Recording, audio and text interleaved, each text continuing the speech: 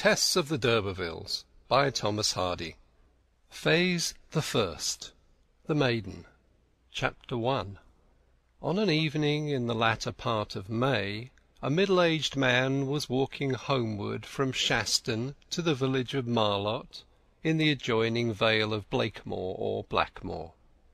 The pair of legs that carried him were rickety, and there was a bias in his gait which inclined him somewhat to the left of a straight line. He occasionally gave a smart nod, as if in confirmation of some opinion, though he was not thinking of anything in particular.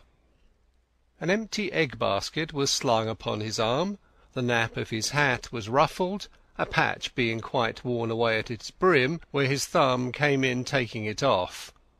Presently he was met by an elderly parson astride on a grey mare, who, as he rode, hummed a wandering tune. "Good night to 'ee," said the man with the basket. "Good night, Sir John," said the parson. The pedestrian, after another pace or two, halted and turned round. "Now, sir, begging your pardon, we met last market day on this road about this time, and I said, 'Good night,' and you made reply, 'Good night, Sir John,' as now." "I did," said the parson. "And once before that, near a month ago." "I may have." "Then what might your meaning be in calling me Sir John these different times, when I be plain Jack Durbeyfield the haggler?" The parson strode a step or two nearer. "It was only my whim," he said, and after a moment's hesitation, "It was on account of a discovery I made some little time ago whilst I was hunting up pedigrees for the new county history. I am Parson Tringham, the antiquary of Stagfoot Lane. Don't you really know, Durbeyfield, that you are the lineal representative of the ancient and knightly family of the d'Urbervilles, who derived their descent from Sir Pagan d'Urberville, that renowned knight who came from Normandy with William the Conqueror, as appears by Battle Abbey roll?" "Never heard it before, sir." "Well, it's true. Throw up your chin a moment, so that I may catch the profile of your face better. Yes, that's the d'Urberville nose and chin, a little debased. Your ancestor was one of the 12 knights who assisted the Lord of Estremadville in Normandy in his conquest of Glamorganshire. Branches of your family held manors over all this part of England. Their names appear in the pipe rolls in the time of King Stephen. In the reign of King John, one of them was rich enough to give a manor to the Knights Hospitallers, and in Edward II.'s time your forefather Brian was summoned to Westminster to attend the great council there. You declined a little in Oliver Cromwell's time, but to no serious extent, and in Charles II's reign you were made Knights of the Royal Oak for your loyalty. Aye, there have been generations of Sir Johns among you, and if knighthood were hereditary like a baronetcy, as it practically was in old times when men were knighted from father to son, you would be Sir John now." "You don't say so." "In short," concluded the parson, decisively smacking his leg with his switch, "there's hardly such another family in England." "Daze my eyes, and isn't there?" said Durbeyfield. "And here I have been knocking about year after year from pillar to post, as if I was no more than the commonest feller in the parish. And how long have this news about me been known, Parson Tringham?" The clergyman explained that, as far as he was aware, it had quite died out of knowledge, and could hardly be said to be known at all. His own investigation had begun on a day in the preceding spring, when, having been engaged in tracing the vicissitudes of the d'Urberville family, he had observed Durbeyfield's name on his waggon, and had thereby been led to make inquiries about his father and grandfather, till he had no doubt on the subject. "At first I resolved not to disturb you with such a useless piece of information," said he. "However, our impulses are too strong for our judgment sometimes. I thought you might perhaps know something of it all the while." "Well, I have heard once or twice, 'tis true, that my family had seen better days afore they came to Blackmoor, but I took no notice on't, thinking it to mean that we had once kept 2 horses, where now we keep only 1. I've got a wold silver spoon and a wold graven seal at home too, but Lord, what's a spoon and a seal? And to think that I and these noble d'Urbervilles were one flesh all the time. 'Twas said that my great-grandfather had secrets, and don't care to talk of where he came from. And where do we raise our smoke now, parson, if I may make so bold? I mean, where do we d'Urbervilles live?" "You don't live anywhere. You are extinct as a county family." "That's bad." "Yes, what the mendacious family chronicles call extinct in the male line, that is, gone down, gone under." "Then where do we lie?" "At Kingsbere sub Greenhill. Rows and rows of you in your vaults, with your effigies under Purbeck marble canopies." "And where be our family mansions and estates?" "You haven't any." "Oh, no lands neither?" "None, though you once had 'em in abundance, as I said, for your family consisted of numerous branches. In this county there was a seat of yours at Kingsbere, and another at Shearton, and another at Millpond, and another at Lulstead, and another at Wellbridge." "And shall we ever come into our own again?" "Ah, that I can't tell." "And what had I better do about it, sir?" asked Durbeyfield after a pause. "Oh, nothing, nothing, except chasten yourself with the thought of how are the mighty fallen. It is a fact of some interest to the local historian and genealogist, nothing more. There are several families among the cottages of this county of almost equal lustre. Good night." "But you'll turn back and have a quart of beer with me on the strength on't, parson? There's a very pretty brew on tap at the Pure Drop, though to be sure not so good as at Rolliver's." "No, thank you, not this evening, Durbeyfield. You've had enough already." Concluding thus, the parson rode on his way, with doubts as to his discretion in retelling this curious bit of lore. When he was gone, Durbeyfield walked a few steps in a profound reverie, and then sat down upon the grassy bank by the roadside, depositing his basket before him. In a few minutes a youth appeared in the distance, walking in the same direction as that which had been pursued by Durbeyfield. The latter, on seeing him, held up his hand, and the lad quickened his pace and came nearer. "Boy, take up that basket. I want 'ee to go on a errand for me." The lathlite stripling frowned. "Who be you then, John Durbeyfield, to order me about and call me boy? You know my name as well as I know yours." "Do you? Do you? That's the secret, that's the secret. Now obey my orders and take the message I'm going to charge 'ee wi'. Well, Fred, I don't mind telling you that the secret is that I'm one of a noble race.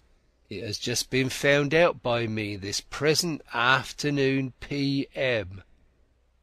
And as he made the announcement, Durbeyfield, declining from his sitting position, luxuriously stretched himself out upon the bank among the daisies. The lad stood before Durbeyfield and contemplated his length from crown to toe. "Sir John d'Urberville, that's who I am. continued the prostrate man.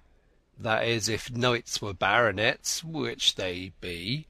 'Tis recorded in history all about me. Dost know of such a place, lad, as Kingsbere sub Greenhill?" "Yes, I've been there to Greenhill Fair." "Well, under the church in that city there lie—" "'Tisn't a city. The place I mean, leastwise, 'twasn't when I were there. 'Twas a little one-eyed blinking sort of place." "Never you mind the place, boy. That's not the question before us. Under the church of that there parish lie my ancestors, hundreds of 'em, in coats of mail and jewels, in great lead coffin, weighing tons and tons. There's not a man in the county o' South Wessex that's got grander and nobler skillintons in his family than I." "Oh!" "Now take up that basket and go on to Marlott, and when you've come to the Pure Drop Inn, tell 'em to send a horse and carriage to me immediately to carry me home. And on the bottom of the carriage they to be put a noggin of rum in a small bottle, and chalk it up to my account. And when you've done that, go on to my house with the basket, and tell my wife to put away that washing, because she needn't finish it, and wait till I come home, as I've got news to tell her." As the lad stood in a dubious attitude, Durbeyfield put his hand in his pocket and produced a shilling, one of the chronically few that he possessed. "Here's for your labour, lad." This made a difference in the young man's estimate of the position. "Yes, Sir John, thank ye. Anything else I can do for 'ee, Sir John?" "Tell 'em at home that I should like for supper, well, lamb's fry if they can get it, and if they can't, black pot, and if they can't get that, well, chitterlings will do." "Yes, Sir John." The boy took up the basket, and as he set out the notes of a brass band were heard from the direction of the village. "What's that?" said Durbeyfield. "Not an account of I." "'Tis the Women's Walking Club, Sir John. Why, your daughter is one of the members." "To be sure. I quite forgot it in my thoughts of greater things. Well, vamp on to Marlott, will you, and order that carriage, and maybe I'll drive round and inspect the club." The lad departed, and Durbeyfield lay waiting on the grass and daisies in the evening sun. Not a soul passed that way for a long while, and the faint notes of the band were the only human sounds audible within the rim of blue hills. End of Chapter 1. Tess of the d'Urbervilles by Thomas Hardy. Chapter 2. The village of Marlott lay amid the north-eastern undulations of the beautiful vale of Blakemore, or Blackmore aforesaid, an engirdled and secluded region, for the most part untrodden as yet by tourist or landscape painter, though within a 4 hours' journey from London. It is a vale whose acquaintance is best made by viewing it from the summits of the hills that surround it, except perhaps during the droughts of summer. An unguided ramble into its recesses in bad weather is apt to engender dissatisfaction with its narrow, tortuous, and miry ways. This fertile and sheltered tract of country, in which the fields are never brown and the springs never dry, is bounded on the south by the bold chalk ridge that embraces the prominences of Hambledon Hill, Bulbarrow, Nettlecombe Tout, Dogbury, High Stoy, and Bub Down. The traveller from the coast who, after plodding northward for a score of miles over calcareous downs and cornlands, suddenly reaches the verge of one of these escarpments, is surprised and delighted to behold, extended like a map beneath him, a country differing absolutely from that which he has passed through. Behind him the hills are open. The sun blazes down upon fields so large as to give an unenclosed character to the landscape. The lanes are white, the hedges low and plashed, the atmosphere colourless. Here in the valley the world seems to be constructed upon a smaller and more delicate scale. The fields are mere paddocks, so reduced that from this height their hedgerows appear a network of dark green threads, overspreading the paler green of the grass. The atmosphere beneath is languorous, and is so tinged with azure that what artists call the middle distance partakes also of that hue, while the horizon beyond is of the deepest ultramarine. Arable lands are few and limited. With but slight exceptions the prospect is a broad, rich mass of grass and trees, mantling minor hills and dales within the major. Such is the Vale of Blackmoor. The district is of historic, no less than topographic interest. The vale was known in former times as the Forest of White Hart, from a curious legend of King Henry III's reign, in which the killing by a certain Thomas de la Linde of a beautiful white hart, which the king had run down and spared, was made the occasion of a heavy fine. In those days, and till comparatively recent times, the country was densely wooded. Even now traces of its earlier condition are to be found in the old oak copses and irregular belts of timber that yet survive on its slopes, and the hollow-trunked trees that shade so many of its pastures. The forests have departed, but some old customs of their shades remain. Many, however, linger only in a metamorphosed or disguised form. The May-Day dance, for instance, was to be discerned on the afternoon under notice, in the guise of the club revel, or club walking, as it was there called. It was an interesting event to the younger inhabitants of Marlott, though its real interest was not observed by the participators in the ceremony. Its singularity lay less in the retention of a custom of walking in procession and dancing on each anniversary than in the members being solely women. In men's clubs such celebrations were, though less expiring, less uncommon, but either the natural shyness of the softer sex or a sarcastic attitude on the part of male relatives had denuded such women's clubs as remained, if any other did, of this their glory and consummation. The club of Marlott alone lived to uphold the local Cerealia. It had walked for hundreds of years, if not as benefit club, as votive sisterhood of some sort, and it still walked. The banded ones were all dressed in white gowns, a gay survival from old-style days, when cheerfulness and Maytime were synonyms, days before the habit of taking long views had reduced emotions to a monotonous average. Their first exhibition of themselves was in a processional march of 2 and 2 round the parish. Ideal and real clashed slightly as the sun lit up their figures against the green hedges and creeper-laced house-fronts. For though the whole troop wore white garments, no two whites were alike among them. Some approached pure blanching, some had a bluish pallor, some, worn by the older characters, which had possibly laid by folded for many a year, inclined to a cadaverous tint and to a Georgian style. In addition to the distinction of a white frock, every woman and girl carried in her right hand a peeled willow wand, and in her left a bunch of white flowers. The peeling of the former and the selection of the latter had been an operation of personal care.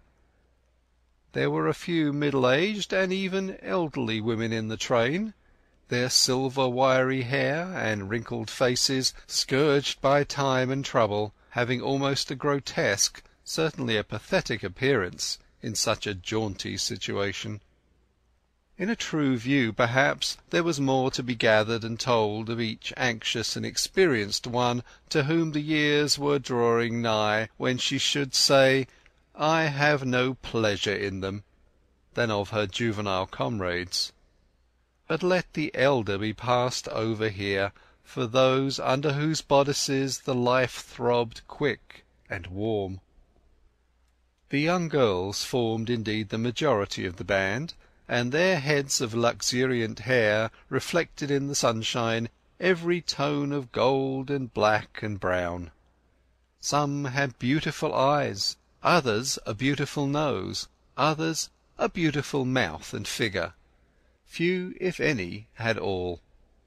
A difficulty of arranging their lips in this crude exposure to public scrutiny, an inability to balance their heads, and to disassociate self-consciousness from their features was apparent in them, and showed that they were genuine country girls, unaccustomed to many eyes. And as each and all of them were warmed without by the sun, so each had a private little sun for her own soul to bask in, some dream, some affection, some hobby, at least some remote and distant hope which, though perhaps starving to nothing, still lived on, as hopes will. Thus they were all cheerful, and many of them merry. They came round by the Pure Drop Inn, and they were turning out of the high road to pass through a wicket gate into the meadows, when one of the women said, "The Lord, why, Tess Durbeyfield, if there isn't thy father riding home in a carriage!" A young member of the band turned her head at the exclamation. She was a fine and handsome girl, not handsomer than some of the others possibly, but her mobile peony mouth and large innocent eyes added eloquence to colour and shape. She wore a red ribbon in her hair, and was the only one of the white company who could boast of such a pronounced adornment. As she looked round, Durbeyfield was seen moving along the road in a chaise belonging to the Pure Drop, driven by a frizzle-headed, brawny damsel with her gown sleeves rolled above her elbows. This was the cheerful servant of that establishment, who, in her part of factotum, turned groom and ostler at times. Durbeyfield, leaning back, and with his eyes closed luxuriously, was waving his hand above his head and singing in a slow recitative: "I got a great family vault at Kingsbere, and knighted forefathers in lead coffins there." The clubbists twittered, except the girl called Tess, in whom a slow heat seemed to rise at the sense that her father was making himself foolish in their eyes. "He's tired, that's all," she said hastily, "and he has got a lift home because our own horse has to rest to-day." "Bless thy simplicity, Tess," said her companions. "He's got his marketing itch, ho! "Look here, I won't walk another inch with you if you say any jokes upon him," Tess cried, and the colour upon her cheeks spread over her face and neck. In a moment her eyes grew moist, and her glance drooped to the ground.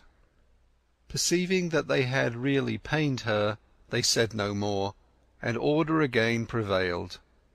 Tess's pride would not allow her to turn her head again to learn what her father's meaning was, if he had any, and thus she moved on with the whole body to the enclosure where there was to be dancing on the green.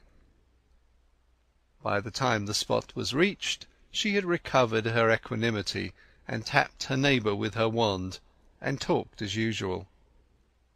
Tess Durbeyfield at this time of her life was a mere vessel of emotion untinctured by experience. The dialect was on her tongue to some extent, despite the village school, the characteristic intonation of that dialect for this district being the voicing, approximately rendered by the symbol probably as rich an utterance as any can be found in human speech. The pouted up, deep red mouth to which this syllable was native had hardly as yet settled into its definitive shape, and her lower lip had a way of thrusting the middle of her top one outwards when they closed together after a word. Phrases of her childhood lurked in her aspect still. As she walked along to-day, for all her bouncing, handsome womanliness, you could sometimes see her 12th year in her cheeks, or her 9th sparkling from her eyes, or even her 5th would flit over the curves of her mouth now and then. Yet few knew, and still fewer considered this. A small minority, mainly strangers, would look long at her in casually passing by, and grow momentarily fascinated by her freshness, and wondering if they would ever see her again, but to almost everybody she was a fine and picturesque country girl, and no more. Nothing was seen or heard further of Durbeyfield in his triumphal chariot under the conduct of the ostleress, and the club having entered the allotted space, dancing began. As there were no men in the company, the girls danced at first with each other, but when the hour for the close of labour drew on, the masculine inhabitants of the village, together with other idlers and pedestrians, gathered round the spot and appeared inclined to negotiate for a partner.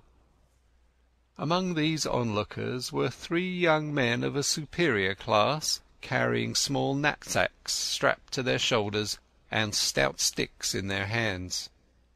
Their general likeness to each other, and their consecutive ages, would almost have suggested that they might be, what in fact they were, brothers.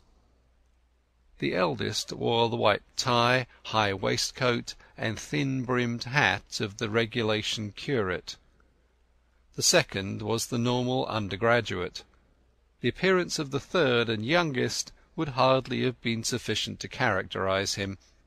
There was an uncribbed, uncabineted aspect in his eyes and attire, implying that he had hardly as yet found the entrance to his professional groove, that he was a desultory, tentative student of something and everything might only have been predicted of him. These 3 brethren told casual acquaintance that they were spending their Whitsun holidays in a walking tour through the Vale of Blackmoor, their course being south-westerly from the town of Shaston on the north-east. They leant over the gate by the highway, and inquired as to the meaning of the dance and the white-frocked maids. The 2 elder of the brothers were plainly not intending to linger more than a moment, but the spectacle of a bevy of girls dancing without male partners seemed to amuse the third, and make him in no hurry to move on. He unstrapped his knapsack, put it with his stick on the hedge-bank, and opened the gate. "What are you going to do, Angel?" asked the eldest. "I'm inclined to go and have a fling with them." "Why not all of us, just for a minute or 2? It will not detain us long." "No, nonsense," said the first. "Dancing in public with a troop of country hoydens! Suppose we should be seen? Come along, or it will be dark before we get to Stour Castle, and there's no place we can sleep at nearer than that. Besides, we must get through another chapter of A Counterblast to Agnosticism before we turn in, now I have taken the trouble to bring the book." "All right, I'll overtake you and Cuthbert in 5 minutes. Don't stop. I give my word that I will, Felix." The 2 elder reluctantly left him and walked on, taking their brother's knapsack to relieve him in following, and the youngest entered the field. "This is 1,000 pities," he said gallantly to 2 or 3 of the girls nearest him, as soon as there was a pause in the dance. "Where are your partners, my dears?" "They're not left off work yet," answered one of the boldest. "They'll be here by and by. Till then, will you be one, sir?" "Certainly. But what's one among so many?" "Better than none. 'Tis melancholy work facing and footing to one of your own sort, and no clisping and culling and all. Now, pick and choose." "Shush! Don't be so for'ard," said a shyer girl. The young man, thus invited, glanced them over and attempted some discrimination, but as the group were all new to him, he could not very well exercise it. He took almost the first that came to hand, which was not the speaker, as she had expected, nor did it happen to be Tess Durbeyfield. Pedigree, ancestral skeletons, monumental record, and the d'Urberville lineaments did not help Tess in her life's battle as yet, even to the extent of attracting to her a dancing partner over the heads of the commonest peasantry. So much for Norman blood, unaided by Victorian lucre. The name of the eclipsing girl, whatever it was, has not been handed down, but she was envied by all as the first who enjoyed the luxury of a masculine partner that evening. Yet such was the force of example that the village young men, who had not hastened to enter the gate while no intruder was in the way, now dropped in quickly, and soon the couples became leavened with rustic youth to a marked extent, till at length the plainest woman in the club was no longer compelled to foot it on the masculine side of the figure. The church clock struck, when suddenly the student said that he must leave. He had been forgetting himself. He had to join his companions. As he fell out of the dance, his eyes lighted on Tess Durbeyfield, whose own large orbs wore, to tell the truth, the faintest aspect of reproach that he had not chosen her. He too was sorry then that, owing to her backwardness, he had not observed her, and with that in his mind he left the pasture.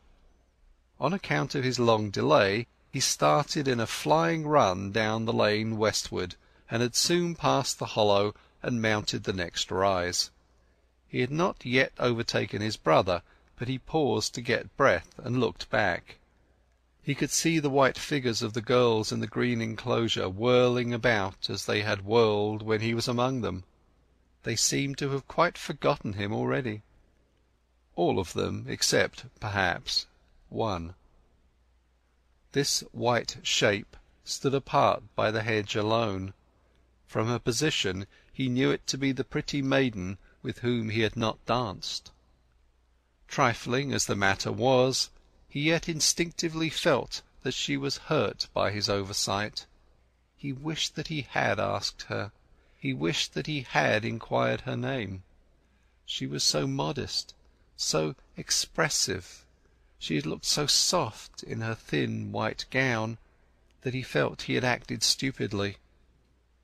However, it could not be helped, and turning and bending himself to a rapid walk, he dismissed the subject from his mind. End of Chapter 2. Tess of the d'Urbervilles by Thomas Hardy. Chapter 3. As for Tess Durbeyfield, she did not so easily dislodge the incident from her consideration. She had no spirit to dance again for a long time, though she might have had plenty of partners, but, they did not speak so nicely as the strange young man had done. It was not till the rays of the sun had absorbed the young stranger's retreating figure on the hill that she shook off her temporary sadness and answered her would-be partner in the affirmative. She remained with her comrades until dusk, and participated with a certain zest in the dancing, though, being heart-whole as yet, she enjoyed treading a measure purely for its own sake, little divining when she saw the soft torments, the bitter sweets, the pleasing pains, and the agreeable distresses of those girls who had been wooed and won what she herself was capable of in that kind. The struggles and wrangles of the lads for her hand in a jig were an amusement to her, no more, and when they became fierce she rebuked them.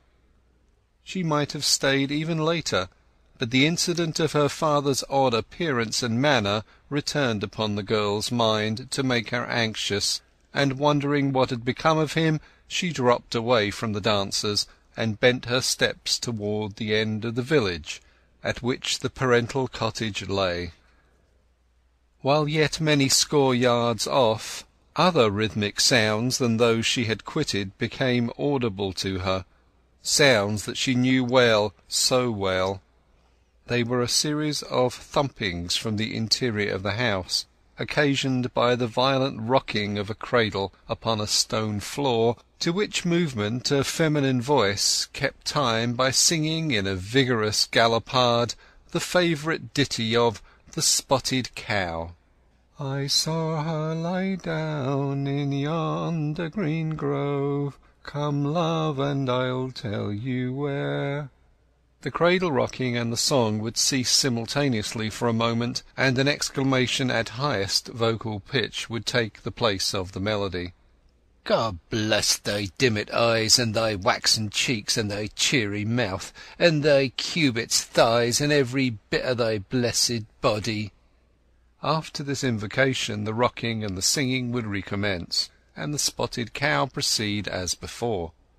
So matters stood when Tess opened the door and paused upon the mat within it, surveying the scene. The interior, in spite of the melody, struck upon the girl's senses with an unspeakable dreariness. From the holiday gaieties of the field, the white gowns, the nosegays, the willow wands, the whirling movements on the green, the flash of gentle sentiment toward the stranger, to the yellow melancholy of this one-candled spectacle, what a step! Besides the jar of contrast, there came to her a chill of self-reproach that she had not returned sooner to help her mother in these domesticities, instead of indulging herself out of doors. There stood her mother amid the group of children, as Tess had left her, hanging over the Monday washing tub, which had now, as always, lingered on to the end of the week. Out of that tub had come the day before, Tess felt it with a dreadful sting of remorse, the very white frock upon her back which she had so carelessly greened about the skirt on the dampening grass, which had been wrung up and ironed by her mother's own hands. As usual, Mrs. Durbeyfield was balanced on one foot beside the tub, the other being engaged in the aforesaid business of rocking her youngest child.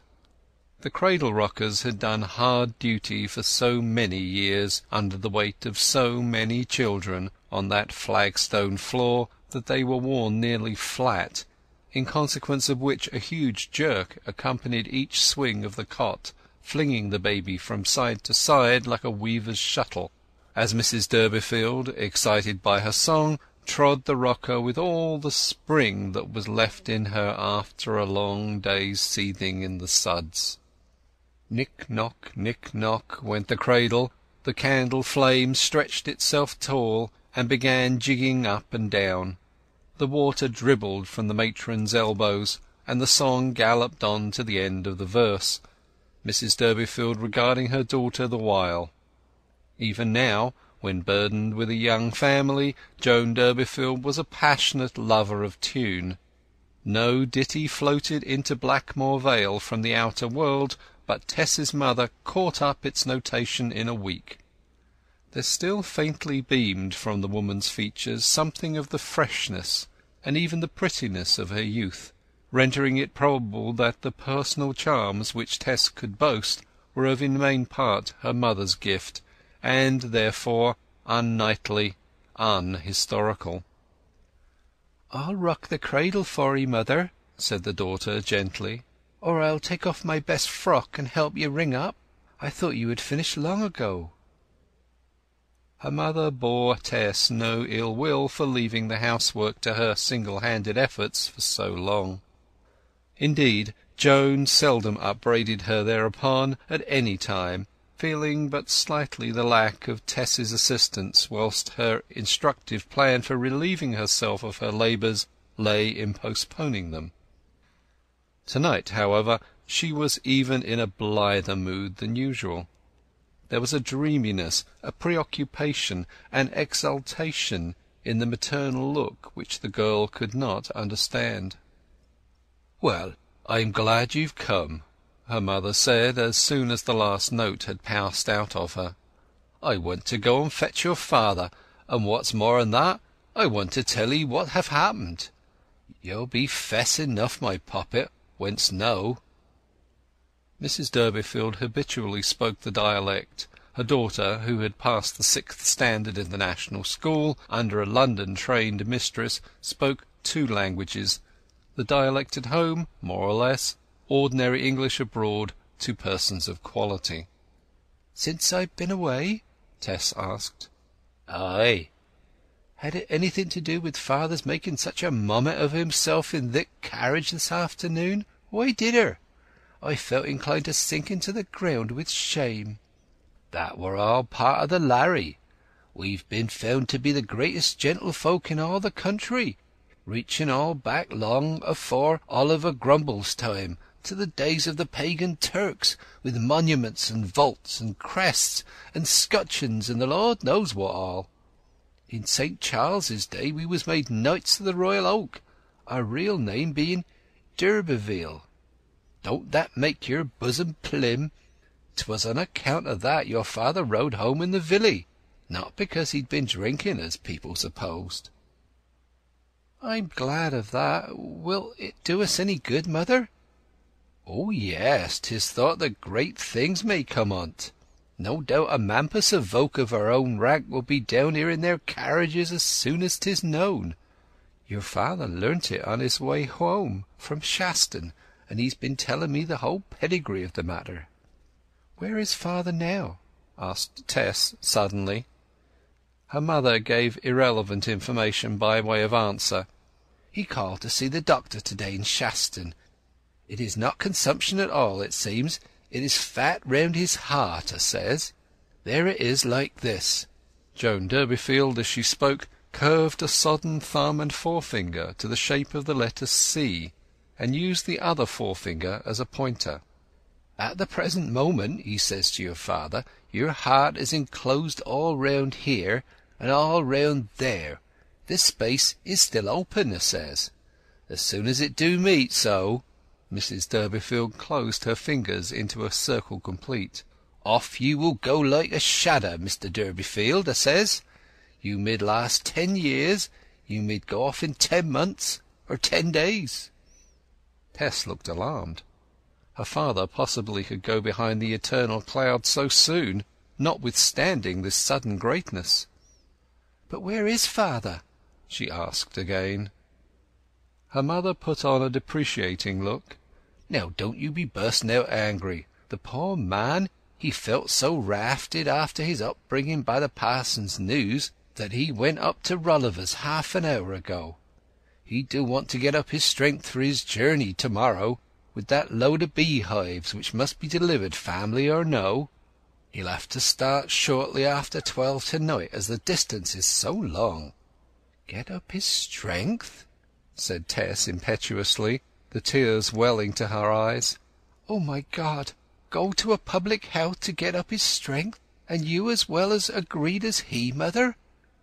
Her rebuke and her mood seemed to fill the whole room, and to impart a cowed look to the furniture and candle and the children playing about it, and to her mother's face. "No," said the latter touchily. "I be not agreed. I have been waiting for 'ee to bide and keep house while I go fetch him." "I'll go." "Oh no, Tess. You see, it wouldn't be no use." Tess did not expostulate. She knew what her mother's objection meant.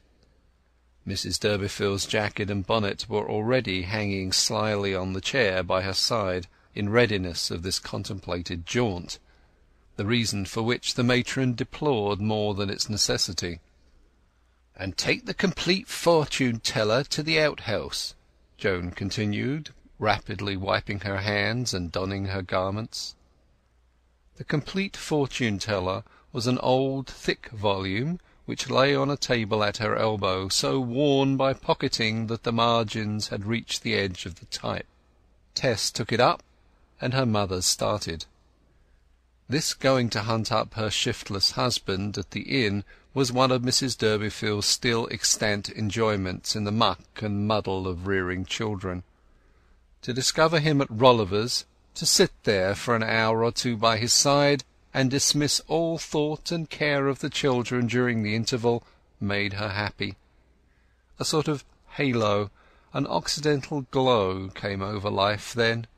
Troubles and other realities took on themselves a metaphysical impalpability, sinking to mere mental phenomena for serene contemplation, and no longer stood as pressing concretions which chafed body and soul. The youngsters, not immediately within sight, seemed rather bright and desirable appurtenances than otherwise. The incidents of daily life were not without humorousness and jollity in their aspect there. She felt a little as she used to feel when she sat by her now wedded husband in the same spot during his wooing, shutting her eyes to his defects of character and regarding him only in his ideal presentation as lover. Tess, being left alone with the younger children, went first to the outhouse with the fortune-telling book and stuffed it into the thatch. A curious fetishistic fear of this grimy volume on the part of her mother prevented her ever allowing it to stay in the house all night, and whither it was brought back whenever it had been consulted. Between the mother, with her fast-perishing lumber of superstitions, folklore, dialect, and orally transmitted ballads, and the daughter, with her trained national teachings and standard knowledge under an infinitely revised code, there was a gap of 200 years as ordinarily understood. When they were together the Jacobean and the Victorian ages were juxtaposed. Returning along the garden path, Tess mused on what her mother would have wished to ascertain from that book on this particular day. She guessed the recent ancestral discovery to bear upon it, but did not divine that it solely concerned herself.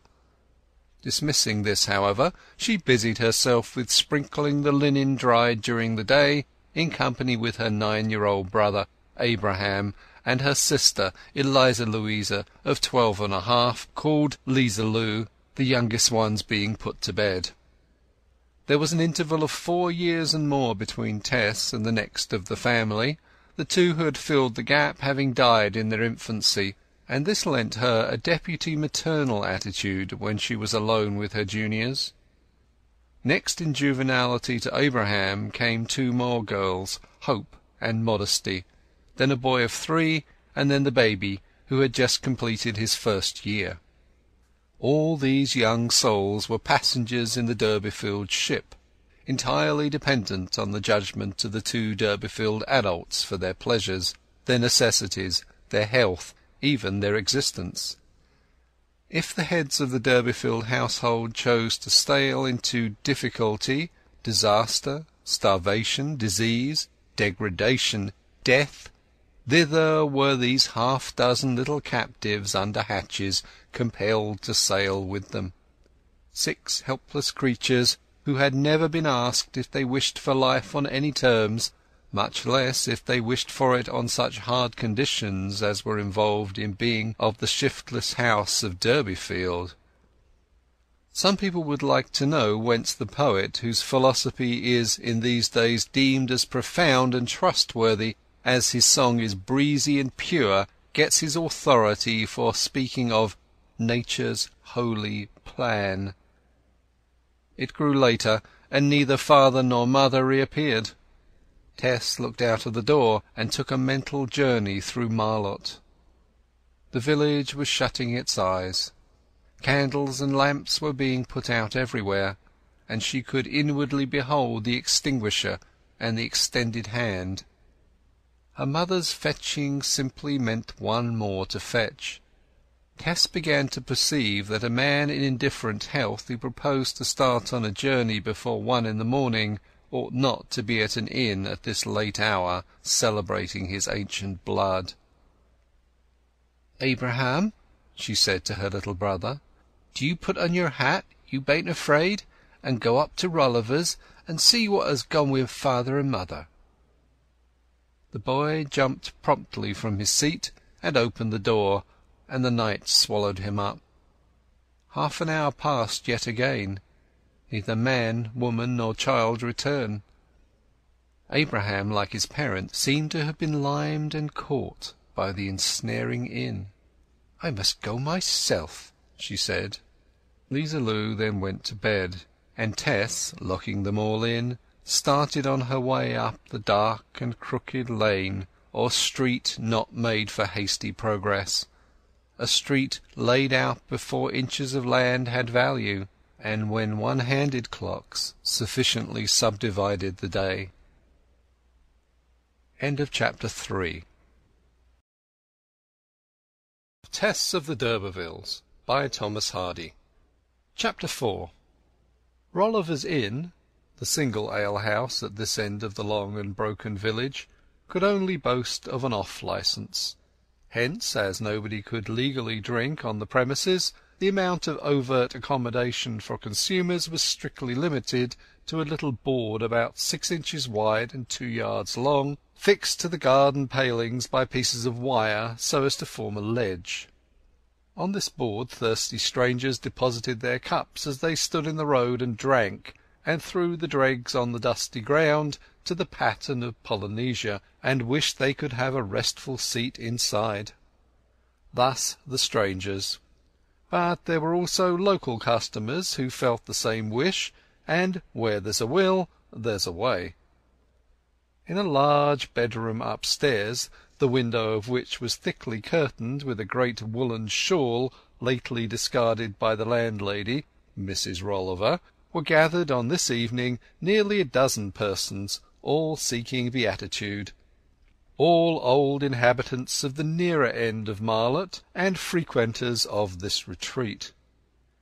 Not only did the distance to the Pure Drop, the fully licensed tavern at the further part of the dispersed village, render its accommodation practically unavailable for dwellers at this end, but the far more serious question, the quality of the liquor, confirmed the prevalent opinion that it was better to drink with Rolliver in a corner of the house-top rather than with the other landlord in a wide house. A gaunt four-post bedstead which stood in the room afforded sitting place for several persons gathered around 3 of its sides. A couple more men had elevated themselves on a chest of drawers, another rested on the oak-carved coiffer, 2 on the washstand, another on the stool, and thus all were, somehow, seated at their ease. The stage of mental comfort to which they had arrived by this hour was one wherein their souls expanded beyond their skins, and spread their personalities warm through the room. In this process the chamber and its furniture grew more and more dignified and luxurious.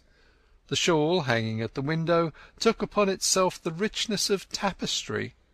The brass handles of the chest of drawers were as golden knockers, and the carved bedposts seemed to have some kinship with the magnificent pillars of Solomon's temple. Mrs. Durbeyfield, having quickly walked hitherward after parting from Tess, opened the front door, crossed the downstairs room, which was in deep gloom, and then unfastened the stair-door like one whose fingers knew the tricks of the latches well. Her ascent of the crooked staircase was a slower process, and her face, as it rose into the light above the last stair, encountered the gaze of all the party assembled in the bedroom. "Being a few private friends I've asked to keep up club-walking at my own expense," the landlady exclaimed at the sound of footsteps, as glibly as a child repeating the catechism, while she peered over the stairs. "Oh, 'tis you, Mrs. Durbeyfield. Lord, how you frightened me! I thought it might be some gaffer sent by Government." Mrs. Durbeyfield was welcomed with glances and nods by the remainder of the conclave, and turned to where her husband sat. He was humming absently to himself in a low tone. "I be as good as some folks here and there. I've got a great family vault at Kingsbere sub Greenhill, and finer skellingtons than any man in Wessex." "I've something to tell 'ee that's come into my head about that, a grand project," whispered his cheerful wife. "Here, John, don't 'ee see me?" She nudged him, while he, looking through her as though through a window-pane, went on with his recitative. "Hush! Don't 'ee sing so loud, my good man," said the landlady, "in case any member of the Government should be passing, and take away my licence." "He's told 'ee what's happened to us, I suppose?" asked Mrs. Durbeyfield. "Yes, in a way. Do you think there's any money hanging by it?" "Ah, that's the secret," said Joan Durbeyfield sagely. "However, 'tis well to be kin to a coach, even if you don't ride in un." She dropped her public voice, and continued in a low tone to her husband. "I've been thinking since you brought the news that there's a great rich lady out by Trantridge, on the edge of the Chase, of the name of d'Urberville." "Eh? What's that?" said Sir John. She repeated the information. "That lady must be our relation," she said, "and my project is to send Tess to claim kin." "There is a lady of that name, now you mention it," said Durbeyfield. "Parson Tringham didn't think of that. But she's nothing beside we, a junior branch of us, no doubt, hailing long since King Norman's day." While this question was being discussed, neither of the pair noticed, in their preoccupation, that little Abraham had crept into the room, and was awaiting an opportunity of asking them to return. "She's rich, and she'd be sure to take notice of the maid," continued Mrs. Durbeyfield, "and 'twill be a very good thing. I don't see why two branches of one family should not be on visiting terms." "Yes, and we'll all claim kin," said Abraham brightly from under the bedstead. "And we'll all go to see her when Tess has gone to live with her, and we'll ride in her coach and wear black clothes." "How do you come here, child?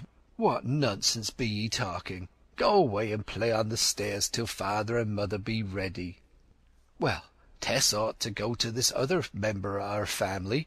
She'd be sure to win the lady, Tess would, and likely enough 'twould lead to some noble gentleman marrying her.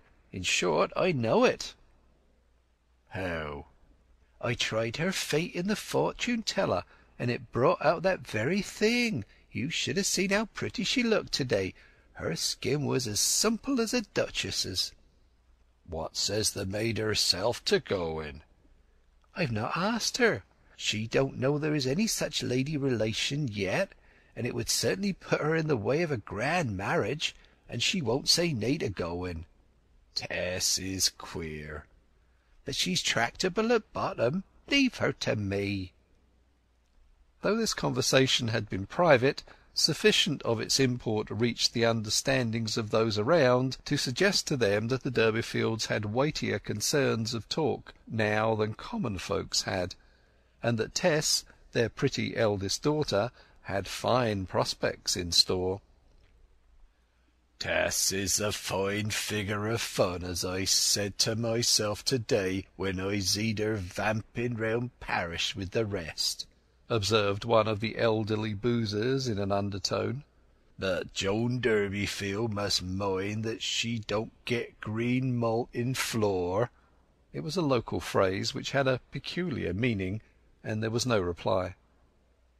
The conversation became inclusive, and presently other footsteps were heard crossing the room below.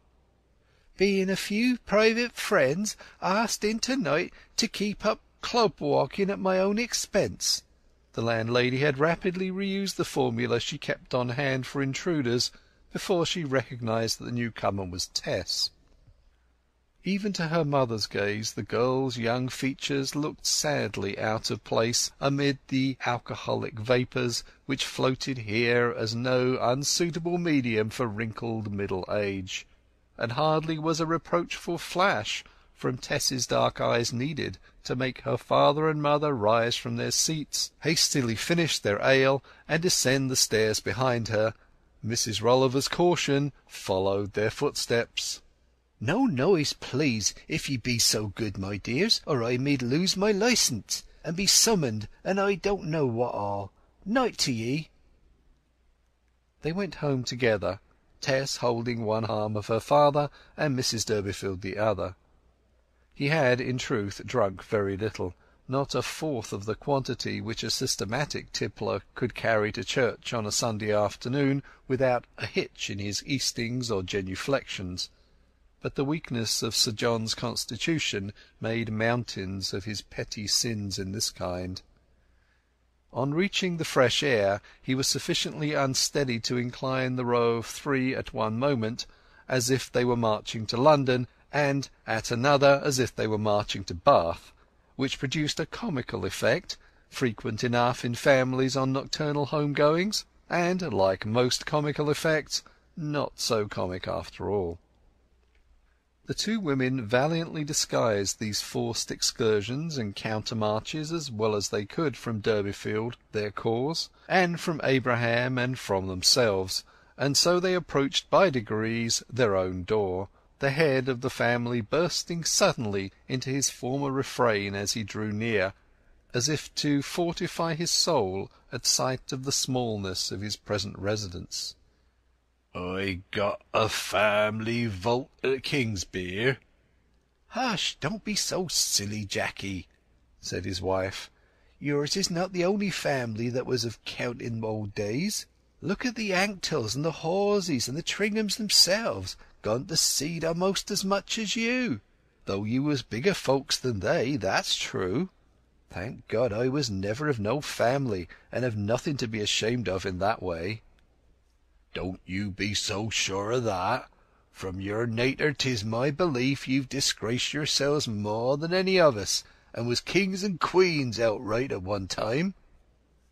Tess turned the subject by saying what was far more prominent in her own mind at the moment than thoughts of her ancestry.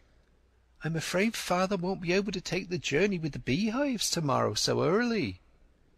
"I shall be all right in an hour or two," said Durbeyfield. It was 11 o'clock before the family were all in bed, and 2 o'clock next morning was the latest hour for starting with the beehives, if they were to be delivered to the retailers of Casterbridge before the Saturday market began, the way thither lying by bad roads over a distance of between 20 and 30 miles, and the horse and waggon being of the slowest. At 1:30 Mrs. Durbeyfield came into the large bedroom where Tess and all her little brothers and sisters slept. "The poor man can't go," she said to her eldest daughter, whose great eyes had opened the moment her mother's hand touched the door.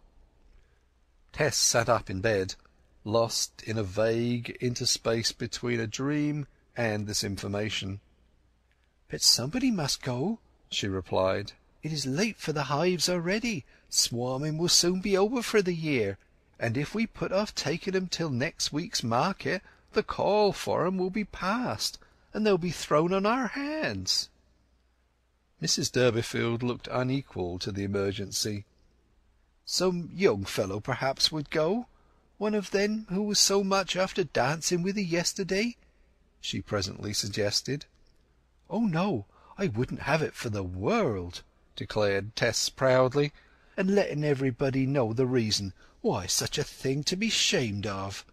I think I could go if Abraham would go with me to keep me company." Her mother at length agreed to this arrangement. Little Abraham was aroused from his deep sleep in a corner of the same apartment, and made to put on his clothes while still mentally in the other world. Meanwhile Tess had hastily dressed herself, and the twain, lighting a lantern, went out to the stable. The rickety little waggon was already laden, and the girl led out the horse, Prince, only a degree less rickety than the vehicle. The poor creature looked wonderingly round at the night, at the lantern, at their two figures, as if he could not believe that at that hour, when every living thing was intended to be in shelter and at rest, he was called upon to go out and labour. They put a stock of candle ends into the lantern, hung the latter to the off side of the load, and directed the horse onward, walking at his shoulder at first during the uphill parts of the way, in order not to overload an animal of so little vigour. To cheer themselves as well as they could, they made an artificial morning with the lantern, some bread and butter, and their own conversation, the real morning being far from come. Abraham, as he more fully awoke, for he had moved in a sort of trance so far, began to talk of the strange shapes assumed by the various dark objects against the sky, of this tree that looked like a raging tiger springing from a lair, of that which resembled a giant's head. When they had passed the little town of Stourcastle, dumbly somnolent under its thick brown thatch, they reached higher ground. Still higher on their left, the elevation called Bullbarrow or Bealbarrow, well nigh the highest in South Wessex, swelled into the sky, engirdled by its earthen trenches. From hereabout the long road was fairly level for some distance onward. They mounted in front of the waggon, and Abraham grew reflective. "Tess," he said in a preparatory tone after a silence. "Yes, Abraham?" "Bain't you glad that we become gentlefolk?" "Not particular glad." "But you be glad that you'll go and marry a gentleman?" "What?" said Tess, lifting her face. "That our great relation will help 'ee to marry a gentleman." "I? Our great relation? We have no such relations. What has put that into your head?" "I heard 'em talking about it up at Rolliver's when I went to find father. There's a rich lady of our family out at Trantridge, and mother said that if you claimed kin with the lady she'd put 'ee in the way of marrying a gentleman." His sister became abruptly still, and lapsed into a pondering silence. Abraham talked on, rather for the pleasure of utterance than for audition, so that his sister's abstraction was of no account. He leant back against the hives, and, with upturned face, made observations on the stars, whose cold pulses were beating amid the black hollows above in serene disassociation from these two wisps of human life. He asked how far away those twinklers were, and whether God was on the other side of them. But ever and anon his childish prattle recurred to what impressed his imagination even more deeply than the wonders of creation. If Tess were made rich by marrying a gentleman, would she have money enough to buy a spyglass so large that it would draw the stars as near to her as Nettlecombe Tout? The renewed subject, which seemed to have impregnated the whole family, filled Tess with impatience. "Never mind that now," she exclaimed. "Did you say the stars were worlds, Tess?" "Yes." "All like ours?" "I don't know, but I think so. They sometimes seem to be like the apples on our studded tree, most of them splendid and sound, a few blighted." "Which do we live on, a splendid one or a blighted one?" "A blighted one." "'Tis very unlucky that we don't pitch on a sound one when there were so many more of 'em." "Yes." "Is it like that really, Tess?" said Abraham, turning to her much impressed on reconsideration of this rare information. "How would it have been if we had pitched on a sound one?"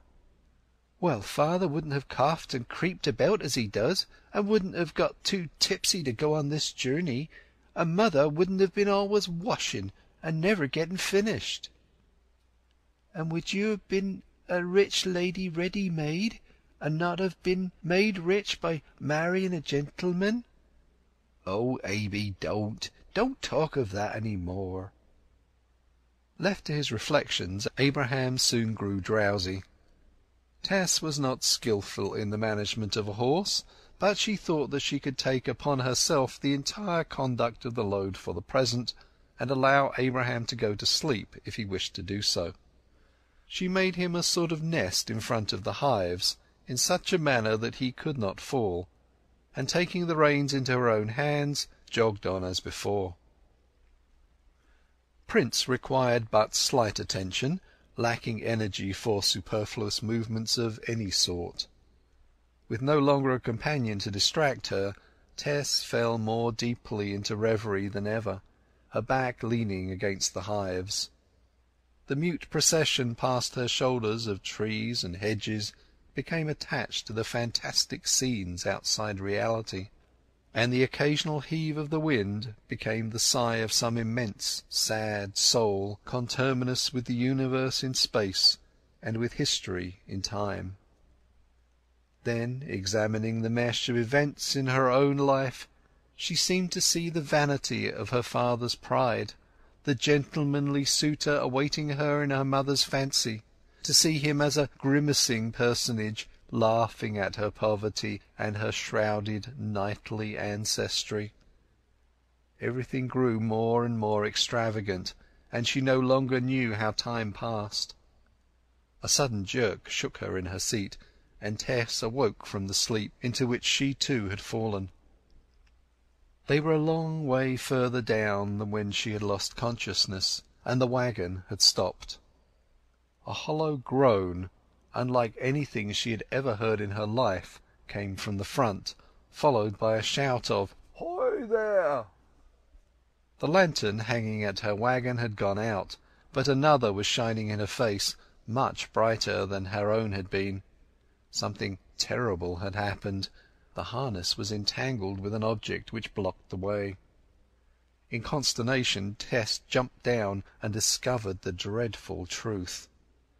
The groan had proceeded from her father's poor horse Prince. The morning mail cart, with its two noiseless wheels, speeding along these lanes like an arrow as it always did, had driven into her slow and unlighted equipage. The pointed shaft of the cart had entered the breast of the unhappy prince like a sword, and from the wound his life's blood was spouting in a stream and falling with a hiss onto the road. In her despair Tess sprang forward and put her hand upon the hole, with the only result that she became splashed from face to skirt in the crimson drops. Then she stood helplessly looking on. Prince also stood firm and motionless as long as he could, till he suddenly sank down in a heap. By this time the mail cart man had joined her, and began dragging and unharnessing the hot form of Prince. But he was already dead, and seeing that nothing more could be done immediately, the mail cart man returned to his own animal, which was uninjured. "You was on the wrong side," he said. "I am bound to go with the mail bags, so that the best thing for you to do is to bide here with your load. I'll send some one to help you as soon as I can.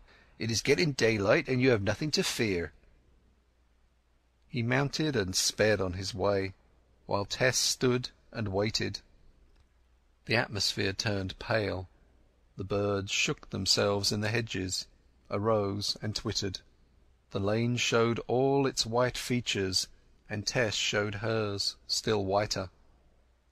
The huge pool of blood in front of her was already assuming the iridescence of coagulation, and when the sun rose 100 prismatic hues were reflected from it. Prince lay alongside still and stark, his eyes half open, the hole in his chest looking scarcely large enough to have let out all that had animated him.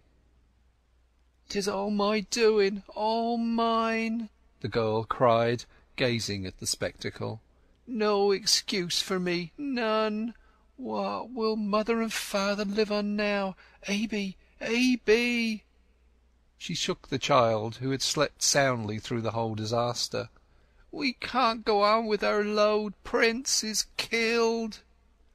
When Abraham realized all, the furrows of 50 years were extemporized on his young face. "Why, I danced and laughed only yesterday," she went on to herself. "To think that I was such a fool!" "'Tis because we be on a blighted star and not a sound one, isn't it, Tess?"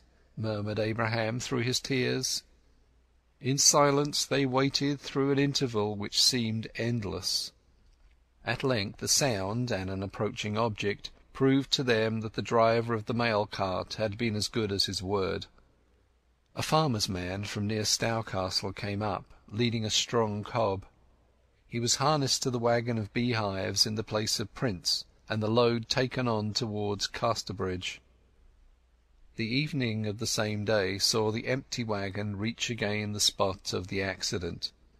Prince had lain there in the ditch since the morning, but the place of the blood pool was still visible in the middle of the road, though scratched and scraped over by passing vehicles. All that was left of Prince was now hoisted into the waggon he had formerly hauled, and with his hoofs in the air and his shoes shining in the setting sunlight, he retraced the 8 or 9 miles back to Marlott. Tess had gone back earlier. How to break the news was more than she could think. It was a relief to her tongue to find from the faces of her parents that they already knew of their loss, though this did not lessen the self-reproach which she continued to heap upon herself for her negligence. But the very shiftlessness of the household rendered the misfortune a less terrifying one to them than it would have been to a striving family, though in the present case it meant ruin, and in the other it would only have meant inconvenience. In the Durbeyfield countenances there was nothing of the red wrath that would have been burnt upon the girl from parents more ambitious for her welfare. Nobody blamed Tess as she blamed herself. When it was discovered that the knacker and tanner would give only a very few shillings for Prince's carcass because of his decrepitude, Durbeyfield rose to the occasion. "No," said he stoically, "I won't sell his old body. Not when we d'Urbervilles was knights in the land, we didn't sell our chargers for cat's meat. Let 'em keep their shillings. He've served me well in his lifetime, and I won't part from him now." He worked harder the next day in digging a grave for Prince in the garden than he had worked for months to grow a crop for his family. When the hole was ready, Durbeyfield and his wife tied a rope round the horse and dragged him up the path towards it, the children following in a funeral train. Abraham and 'Liza Lu sobbed. Hope and Modesty discharged their griefs in loud blares which echoed from the walls. And when Prince was tumbled in, they gathered round the grave. The breadwinner had been taken away from them. What would they do? "Is he gone to heaven?" asked Abraham between the sobs. Then Durbeyfield began to shovel in the earth, and the children cried anew, all except Tess. Her face was dry and pale, though she regarded herself in the light of a murderess. End of Chapter 4. Tess of the d'Urbervilles by Thomas Hardy. Chapter 5. The haggling business, which had mainly depended on the horse, became disorganized forthwith. Distress, if not penury, loomed in the distance. Durbeyfield was what was locally called a slack-twisted fellow. He had good strength to work at times, but the times could not be relied on to coincide with the hours of requirement, and having been unaccustomed to the regular toil of the day labourer, he was not particularly persistent when they did so coincide.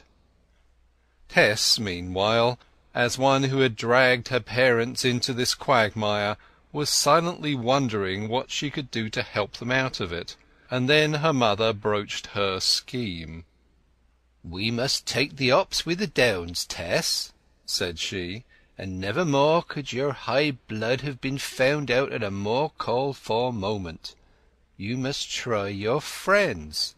Do ye know that there is a very rich Mrs. d'Urberville living on the outskirts of the Chase, who must be our relation? You must go to her and claim kin, and ask for some help in our trouble." "I shouldn't care to do that," says Tess. "If there is such a lady, 'twould be enough for us if she were friendly, not to expect her to give us help." "You could win her round to do anything, my dear. Besides, perhaps there's more in it than you know of. I've heard what I've heard, good now." The oppressive sense of the harm she had done led Tess to be more deferential than she might otherwise have been to the maternal wish, but she could not understand why her mother should find such satisfaction in contemplating an enterprise of, to her, such doubtful profit. Her mother might have made inquiries and have discovered that this Mrs. d'Urberville was a lady of unequalled virtues and charity, but Tess's pride made the part of poor relation one of particular distaste to her. "I'd rather try to get work," she murmured. "Durbeyfield, you can settle it," said his wife, turning to where he sat in the background. "If you say she ought to go, she will go." "I don't like my children going and making themselves beholden to strange kin," murmured he. "I'm the head of the noblest branch of the family, and I ought to live up to it." His reasons for staying away were worse to Tess than her own objection to going. "Well, as I killed the horse, mother," she said mournfully, "I suppose I ought to do something. I don't mind going and seeing her, but you must leave it to me about asking for help, and don't go thinking about her making a match for me. It is silly." "Very well said, Tess," observed her father sententiously. "Who said I had such a thought?" asked Joan. "I fancy it is in your mind, mother, but I'll go." Rising early next day, she walked to the hill town called Shaston, and there took advantage of a van which, twice in the week, ran from Shaston eastward to Chaseborough, passing near Trantridge, the parish in which the vague and mysterious Mrs. d'Urberville had her residence. Tess Durbeyfield's route in this memorable morning lay amid the north-eastern undulations of the vale in which she had been born, and in which her life had unfolded. The Vale of Blackmoor was to her the world, and its inhabitants the races thereof. From the gates and stiles of Marlott she had looked down its length in the wondering days of infancy, and what had been mystery to her then was not much less than mystery to her now. She had seen daily from her chamber window towers, villages, faint white mansions. Above all, the town of Shaston, standing majestically on its height, its windows shining like lamps in the evening sun. She had hardly ever visited the place, only a small tract even of the vale and its environs being known to her by close inspection, much less had she been far outside the valley.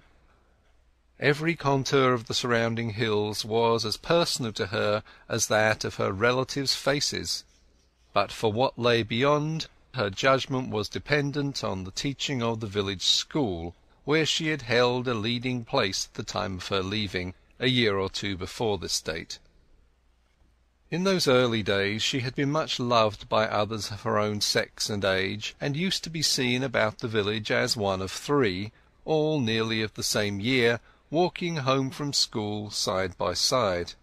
Tess, the middle one, in a pink print pinafore of a finely reticulated pattern, worn over a stuff frock that had lost its original colour for a nondescript tertiary, marching on long stalky legs in tight stockings which had little ladder-like holes at the knees, torn by kneeling in the roads and banks in search of vegetable and mineral treasures, her then earth-coloured hair hanging like pot-hooks, the arms of the two outside girls resting round the waist of Tess, her arms on the shoulders of the two supporters.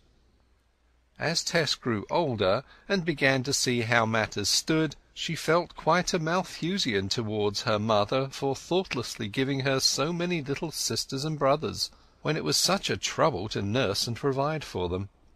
Her mother's intelligence was that of a happy child. Joan Durbeyfield was simply an additional one, and that not the eldest, to her own long family of waiters on Providence.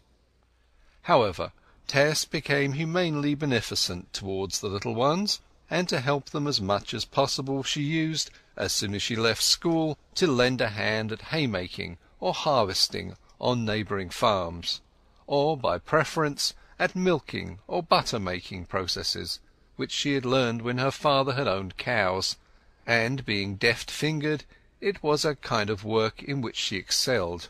Every day seemed to throw upon her young shoulders more of the family burdens, and that Tess should be the representative of the Durbeyfields at the d'Urberville mansion came as a thing of course.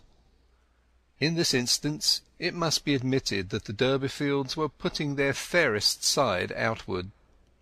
She alighted from the van at Trantridge Cross, and ascended on foot a hill in the direction of the district known as the Chase, on the borders of which, as she had been informed, Mrs. d'Urberville's seat, the Slopes, would be found. It was not a manorial home in the ordinary sense, with fields and pastures and a grumbling farmer, out of whom the owners had to squeeze an income for himself and his family by hook or by crook. It was more, far more, a country house built for enjoyment, pure and simple, with not an acre of troublesome land attached to it beyond that which was required for residential purposes, and for a little fancy farm kept in hand by the owner and tended by a bailiff. The crimson brick lodge came first in sight, up to its eaves in dense evergreens. Tess thought this was the mansion itself, till, passing through the side wicket with some trepidation, and onward to a point at which the drive took a turn, the house proper stood in full view. It was of recent erection, indeed almost new, and of the same rich red colour that formed such a contrast with the evergreens of the lodge. Far behind the corner of the house, which rose like a geranium bloom against the subdued colours around, stretched the soft azure landscape of the Chase, a truly venerable tract of forest land, one of the few remaining woodlands in England of undoubted primeval date, wherein druidical mistletoe was still found on aged oaks, and where enormous yew trees, not planted by the hand of man, grew as they had grown when they were pollarded for bows. All this sylvan antiquity, however, though visible from the slopes, was outside the immediate boundaries of the estate. Everything on this snug property was bright, thriving, and well kept. Acres of glass houses stretched down the inclines to the copses at their feet. Everything looked like money, like the last coin issued from the mint. The stables, partly screened by Austrian pines and evergreen oaks, and fitted with every late appliance, were as dignified as chapels of ease. On the extensive lawn stood an ornamental tent, its door being towards her. Simple Tess Durbeyfield stood at gaze, in a half-alarmed attitude, on the edge of the gravel sweep. Her feet had brought her unto this point before she had quite realized where she was, and now all was contrary to her expectation. "I thought we were an old family, but this is all new," she said in her artlessness. She wished that she had not fallen in so readily with her mother's plans for claiming kin, and had endeavoured to arrange assistance nearer home. The d'Urbervilles, or Stoke d'Urbervilles, as they at first called themselves, who owned all this, were a somewhat unusual family to find in such an old-fashioned part of the country. Parson Tringham had spoken truly when he said that our shambling John Durbeyfield was the only really linear representative of the old d'Urberville family existing in the county, or near it. He might have added that he knew very well that the Stoke d'Urbervilles were no more d'Urbervilles of the true tree than he was himself. Yet it must be admitted that this family formed a very good stock whereupon to regraft a name which sadly wanted such renovation. When old Mr. Simon Stoke, latterly deceased, had made his fortune as an honest merchant, some said money-lender, in the north, he decided to settle as a countryman in the south of England, and in doing this he felt the necessity of recommencing with a name that would not too readily identify him with the smart tradesmen of the past, and that would be less commonplace than the original bald, stark words.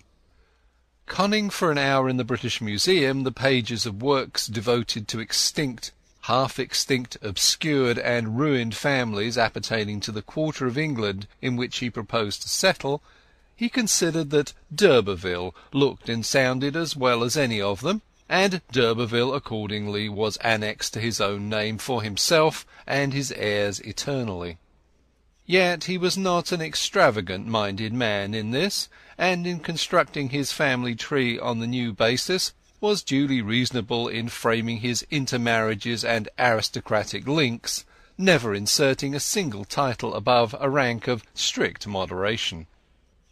Of this work of imagination poor Tess and her parents were naturally in ignorance, much to their discomfiture. Indeed, the very possibility of such annexations were unknown to them, who supposed that, though to be well favoured might be the gift of fortune, a family name came by nature. Tess still stood hesitating like a bather about to make his plunge, hardly knowing whether to retreat or to persevere, when a figure came forth from the dark triangular door of the tent. It was that of a tall young man, smoking. He had an almost swarthy complexion, with full lips, badly moulded, though red and smooth, above which was a well-groomed black moustache with curled points, though his age could not be more than 3 or 24. Despite the touches of barbarism in his contours, there was a singular force in the gentleman's face, and in his bold rolling eye. "Well, my beauty, what can I do for you?" said he, coming forward, and perceiving that she stood quite confounded. "Never mind me. I'm Mr. d'Urberville. Have you come to see me or my mother?" This embodiment of a d'Urberville and a namesake differed even more from what Tess had expected than the house and grounds had differed. She had dreamed of an aged and dignified face, the sublimation of all the d'Urberville lineaments, furrowed with incarnate memories, representing in hieroglyphic the centuries of her family's and England's history. But she screwed herself up to the work in hand, since she could not get out of it, and answered, "I came to see your mother, sir." "I am afraid you cannot see her. She is an invalid," replied the present representative of the spurious house, for this was Mr. Alec, the only son of the lately deceased gentleman. "Cannot I answer your purpose? What is the business you wish to see her about?" "It isn't business. It is—I can hardly say what." "Pleasure?" "Oh, no. Why, sir, if I tell you it will seem—" Tess's sense of a certain ludicrousness in her errand was now so strong that, notwithstanding her awe of him, and her general discomfort at being there, her rosy lips curved towards a smile, much to the attraction of the swarthy Alexander. "It is so very foolish," she stammered. "I fear I cannot tell you." "Never mind. I like foolish things. Try again, my dear," said he kindly.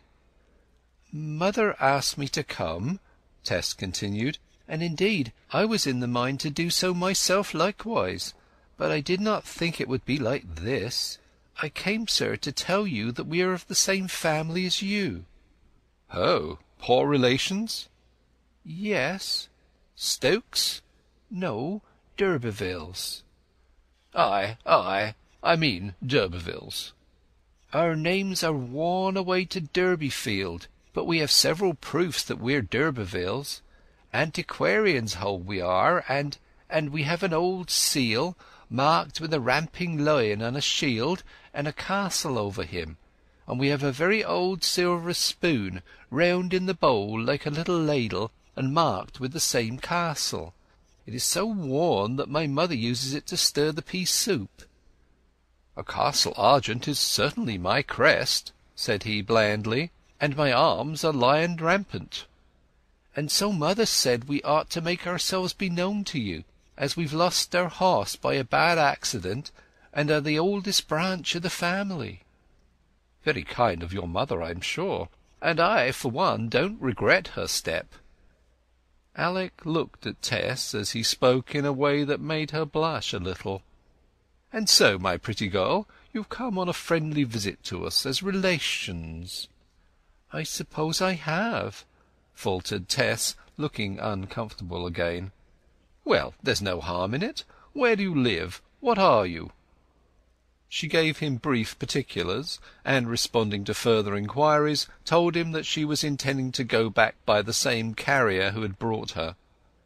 "It is a long while before he returns past Trantridge Cross. Supposing we walk round the grounds to pass the time, my pretty coz?" Tess wished to abridge her visit as much as possible, but the young man was pressing, and she consented to accompany him. He conducted her about the lawns, the flower-beds, and the conservatories, and thence to the fruit garden and the greenhouses, where he asked her if she liked strawberries. "Yes," said Tess, "when they come." "They are already here." D'Urberville began gathering specimens of the fruit for her, handing them back to her as he stooped, and presently, selecting a specially fine product of the British Queen variety, he stood up and held it by the stem to her mouth. "No, no," she said quickly, putting her fingers between his hand and her lips. "I would rather take it by my own hand." "Nonsense," he insisted, and in a slight distress she parted her lips and took it in. They had spent some time wandering desultorily thus, Tess eating in a half-pleased, half-reluctant state whatever d'Urberville offered her.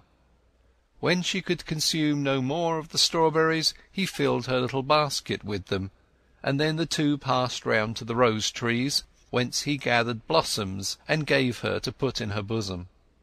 She obeyed like one in a dream, and when she could affix no more, he himself tucked a bud or two into her hat, and heaped her basket with others in the prodigality of his bounty. At last, looking at his watch, he said, "Now, by the time you have had something to eat, it will be time for you to leave, if you want to catch the carrier to Shaston. Come here, and I'll see what grub I can find." Stoke d'Urberville took her back to the lawn and into the tent, where he left her, soon reappearing with a basket of light luncheon, which he put before her himself. It was evidently the gentleman's wish not to be disturbed in this pleasant tête-à-tête by the servantry. "Do you mind my smoking?" he asked. "Oh, not at all, sir." He watched her pretty in unconsciousness munching through the skeins of smoke that pervaded the tent, and Tess Durbeyfield did not divine, as she innocently looked down at the roses in her bosom, that there behind the blue narcotic haze was potentially the tragic mischief of her drama, one who stood fair to be the blood-red ray in the spectrum of her young life. She had an attribute which amounted to a disadvantage just now, and it was this that caused Alec d'Urberville's eyes to rivet themselves upon her.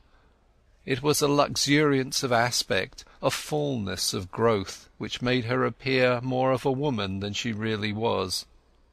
She had inherited the feature from her mother without the quality it denoted. It had troubled her mind occasionally, till her companions had said it was a fault which time would cure.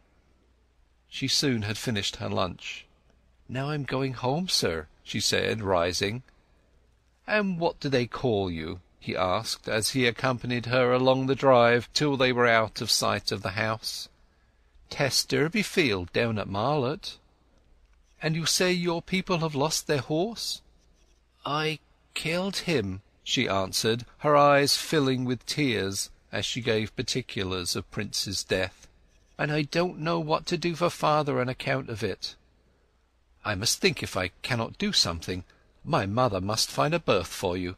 But, Tess, no nonsense about d'Urberville.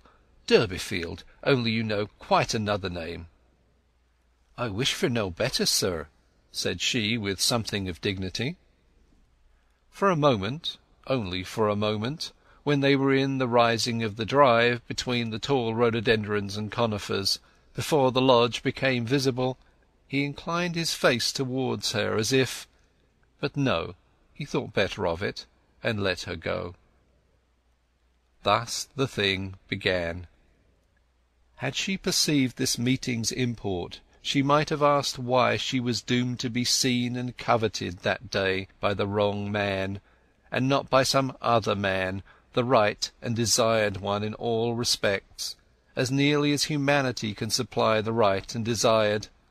Yet to him who amongst her acquaintance might have approximated to this kind, she was but a transient impression, half forgotten. In the ill-judged execution of the well-judged plan of things, the call seldom produces the comer. The man to love rarely coincides with the hour for loving. Nature does not often say, "See," to her poor creature at a time when seeing can lead to happy doing, or reply, "Here," to a body's cry of "Where?" till the hide-and-seek has become an irksome, outworn game. We may wonder whether at the acme and summit of the human progress these anachronisms will be corrected by a finer intuition, a closer interaction of the social machinery than that which now jolts us round and along. But such completeness is not to be prophesied, or even conceived as possible. Enough that in the present case, as in millions, it was not the two halves of a perfect whole that confronted each other at the perfect moment. A missing counterpart wandered independently about the earth, waiting in crass obtuseness till the late time came, out of which maladroit delay sprang anxieties, disappointments, shocks, catastrophes, and passing strange destinies. When d'Urberville got back to the tent he sat down astride on a chair, reflecting, with a pleased gleam in his face. Then he broke into a loud laugh. "Well, I'm damned! What a funny thing! Ha, ha, ha! And what a crummy girl!" End of Chapter 5. Tess of the d'Urbervilles by Thomas Hardy. Chapter 6. Tess went down the hill to Trantridge Cross, and inattentively waited to take her seat in the van returning from Chaseborough to Shaston. She did not know what the other occupants said to her as she entered, though she answered them, and when they had started anew she rode along with an inward and not an outward eye. One among her fellow-travellers addressed her more pointedly than any had spoken before. "Why, you be quite a posy, and such roses in early June!" Then she became aware of the spectacle she presented to their surprised vision. Roses at her breast, roses in her hat, roses and strawberries in her basket to the brim. She blushed, and said confusedly that the flowers had been given to her. When the passengers were not looking she stealthily removed the more prominent blooms from her hat and placed them in the basket, where she covered them with her handkerchief. Then she fell to reflecting again, and in looking downwards a thorn of the rose remaining in her breast accidentally pricked her chin. Like all the cottagers of Blackmoor Vale, Tess was steeped in fancies and prefigurative superstitions. She thought this an ill omen, the first she had noticed that day. The van travelled only so far as Shaston, and there were several miles of pedestrian descent from that mountain town into the vale to Marlott. Her mother had advised her to stay here for the night at the house of a cottage woman they knew, if she should feel too tired to come on. And this Tess did, not descending to her home till the following afternoon. When she entered the house she perceived in a moment from her mother's triumphant manner that something had occurred in the interim. "Oh yes, I know all about it. I told 'ee it would be all right, and now 'tis proved." "Since I've been away, what has?" said Tess rather wearily.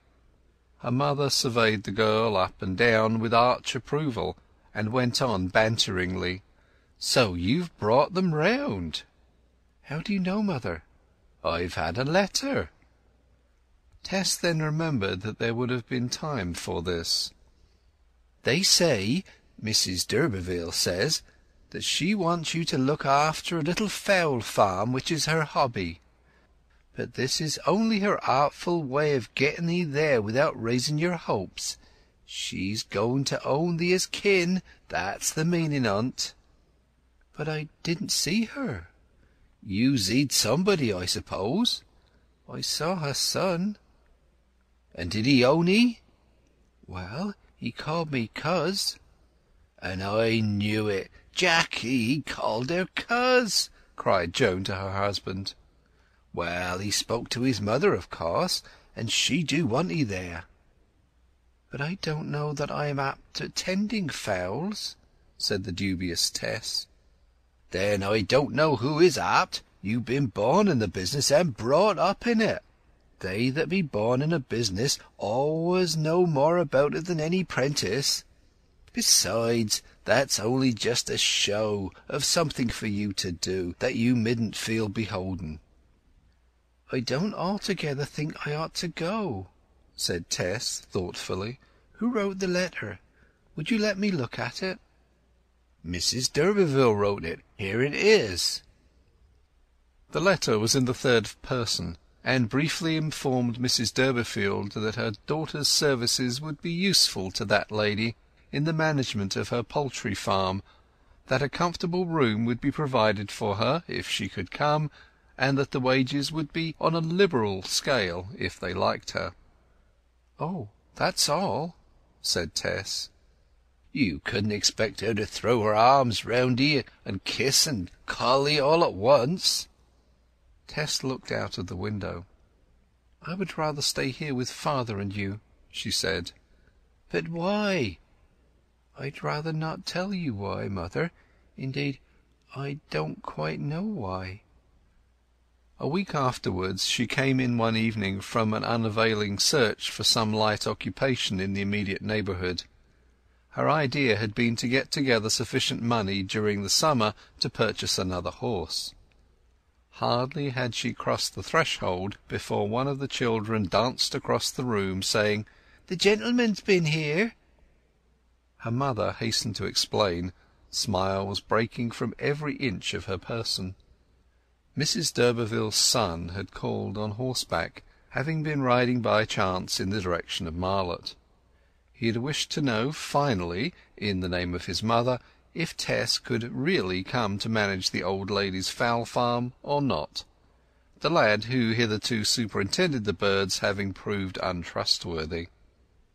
"Mr. d'Urberville says you must be a good girl, if you are at all as you appear.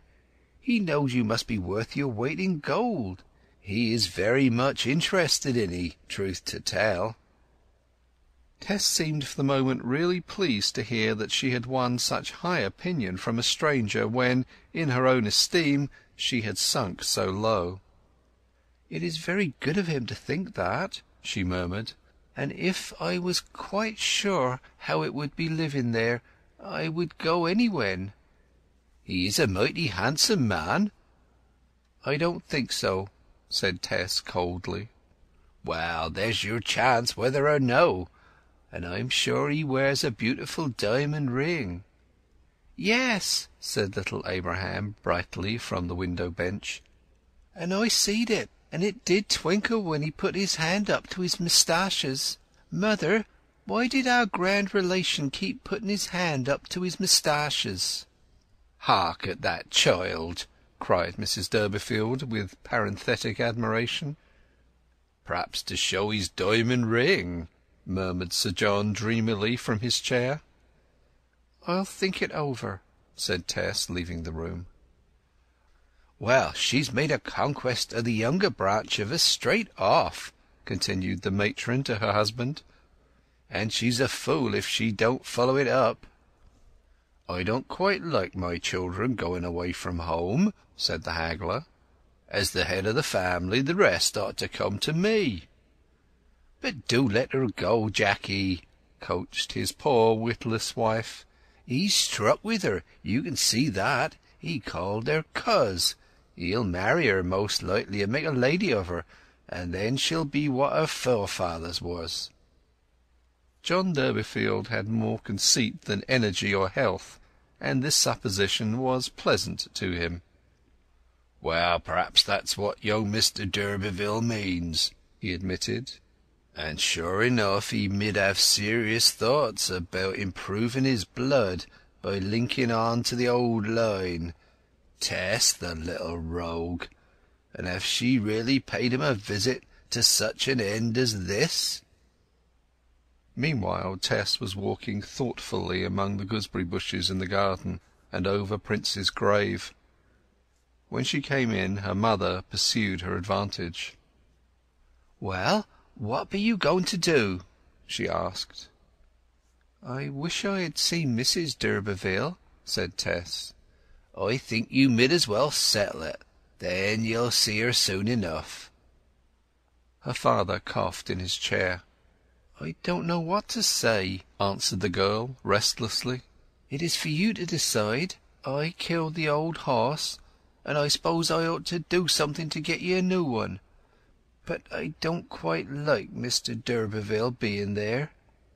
The children, who had made use of this idea of Tess being shaken up by their wealthy kinfolk, which they imagined the other family to be, as a species of dolorifuge after the death of the horse, began to cry at Tess's reluctance, and teased and reproached her for hesitating. "Tess won't go and be made a lady of. No, she says she won't," they wailed, with square mouths. "And we shan't have a nice new horse, and lots of golden money to buy fairlings, and Tess won't look pretty in her best clothes no more." Her mother chimed in to the same tune.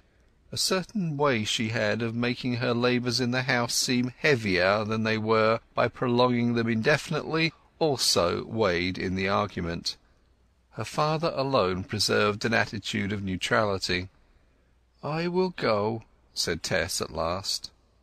Her mother could not repress her consciousness of the nuptial vision conjured up by the girl's consent.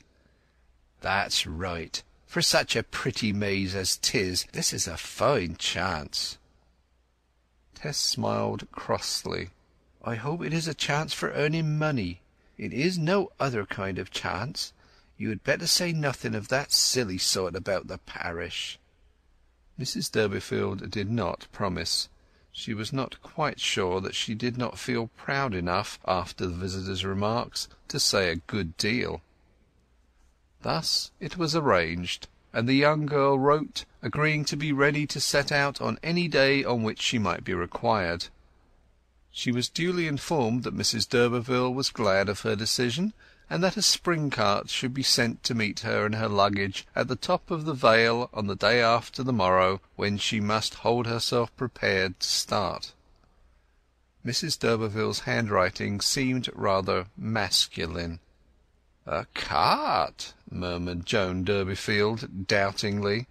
"It might have been a carriage for her own kin."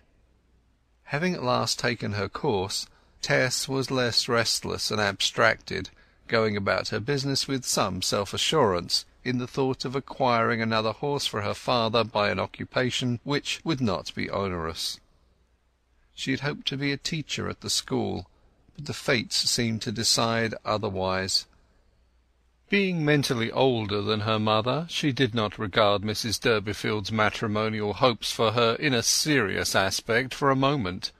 The light-minded woman had been discovering good matches for her daughter almost from the year of her birth. Chapter 6. Tess of the d'Urbervilles, by Thomas Hardy. Chapter 7. On the morning appointed for her departure, Tess was awake before dawn, at the marginal minute of the dark, when the grove is still mute, save for one prophetic bird who sings with a clear-voiced conviction that he at least knows the correct time of day, the rest preserving silence, as if equally convinced that he is mistaken. She remained upstairs packing till breakfast-time, and then came down in her ordinary week-day clothes, her Sunday apparel being carefully folded in her box. Her mother expostulated, "You will never set out to see your folks without dressing up more the dan than that." "But I'm going to work," said Tess. "Well, yes," said Mrs. Durbeyfield, and in a private tone, "at first there mid be a little pretence o't, but I think it will be wiser of 'ee to put your best side outward," she added. "Very well. I suppose you know best," replied Tess with calm abandonment. And so, to please her parent, the girl put herself quite in Joan's hands, saying serenely, "Do what you like with me, mother." Mrs. Durbeyfield was only too delighted at this tractability. First she fetched a great basin, and washed Tess's hair with such thoroughness that when dried and brushed it looked twice as much as at other times. She tied it with a broader pink ribbon than usual. Then she put upon her the white frock that Tess had worn at the club walking, the airy fullness of which, supplementing her enlarged coiffure, imparted to her developing figure an amplitude which belied her age, and might cause her to be esteemed as a woman when she was not much more than a child.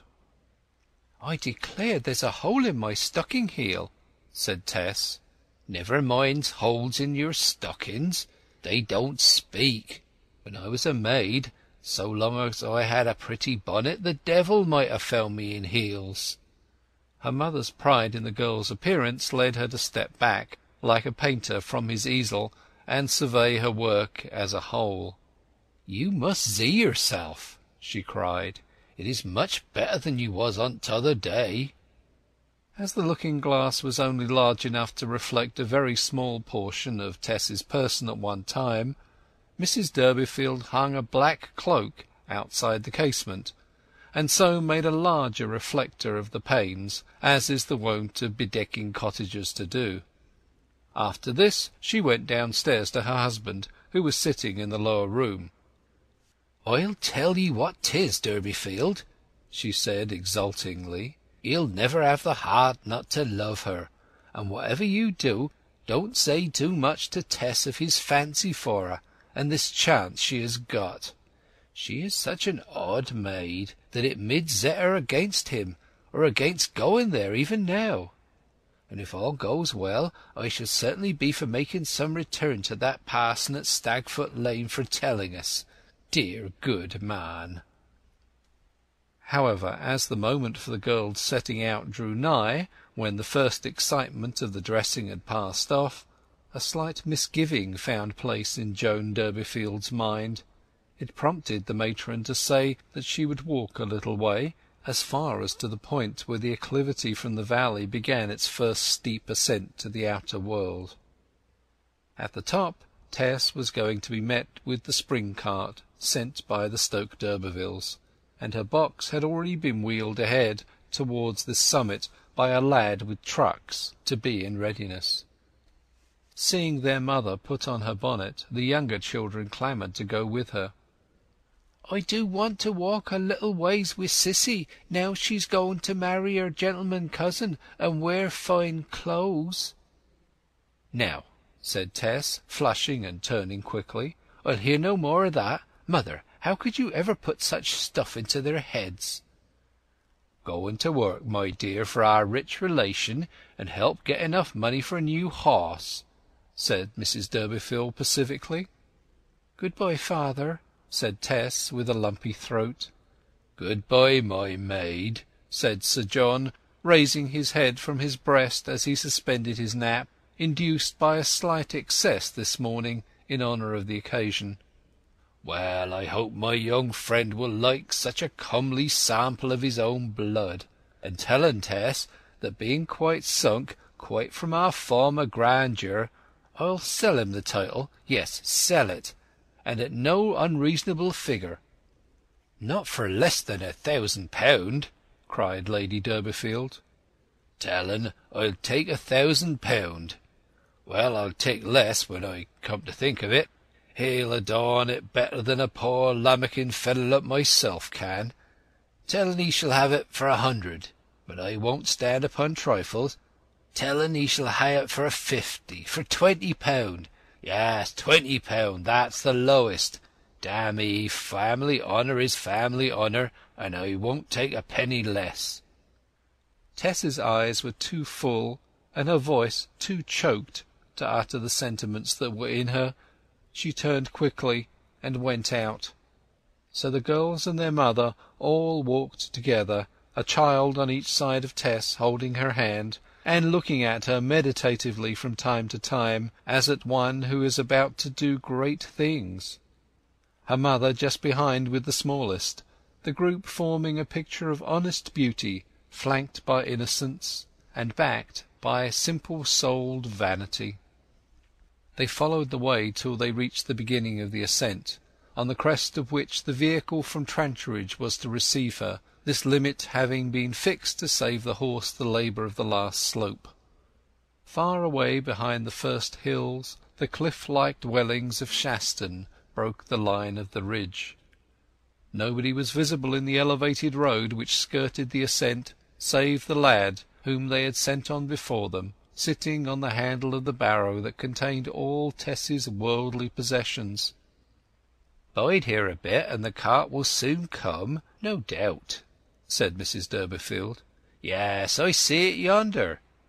It had come, appearing suddenly from behind the forehead of the nearest upland, and stopping beside the boy with the barrow. Her mother and the children thereupon decided to go no further, and bidding them a hasty good-bye, Tess bent her steps up the hill. They saw her white shape draw near to the spring-cart, on which her box was already placed. But before she had quite reached it, another vehicle shot out from a clump of trees on the summit, came round the bend of the road there, passed the luggage-cart, and halted beside Tess, who looked up as if in great surprise. Her mother perceived for the first time that the second vehicle was not a humble conveyance like the first, but a spick-and-span gig or dog-cart, highly varnished and equipped.